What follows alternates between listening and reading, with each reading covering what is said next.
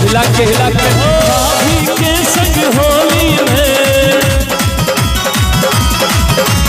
रंग गुलाल उड़ाएंगे छैया चुकर की कर देगी छैया आएगी बन के पुरवैया। सभी लोग जो मस्ती में कमौन डांस किए।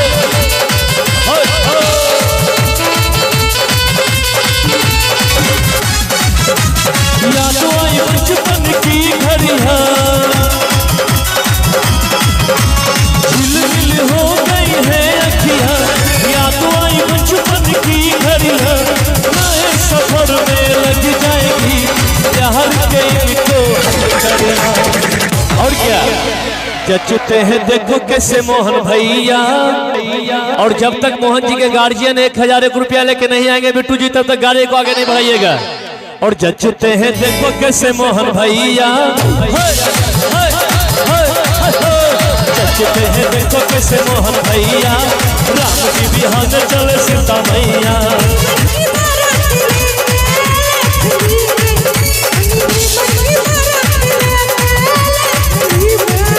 और वहाँ और सब रस्मों से बड़ी है जग में दिल से दिल की सदाए।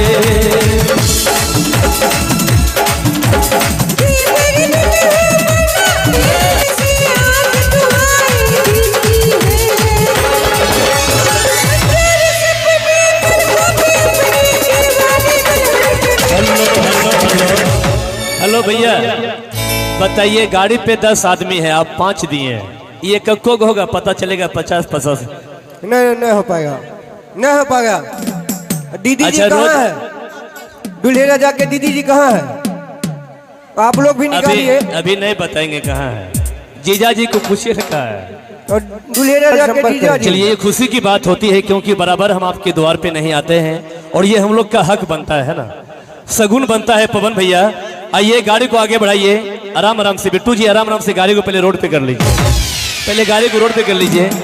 बिट्टू जी आइए एंजॉय करते हैं आज शादी के मामले बेला में। आप तमाम संगीत के चाहने वाले के नाम रखते हैं विकास।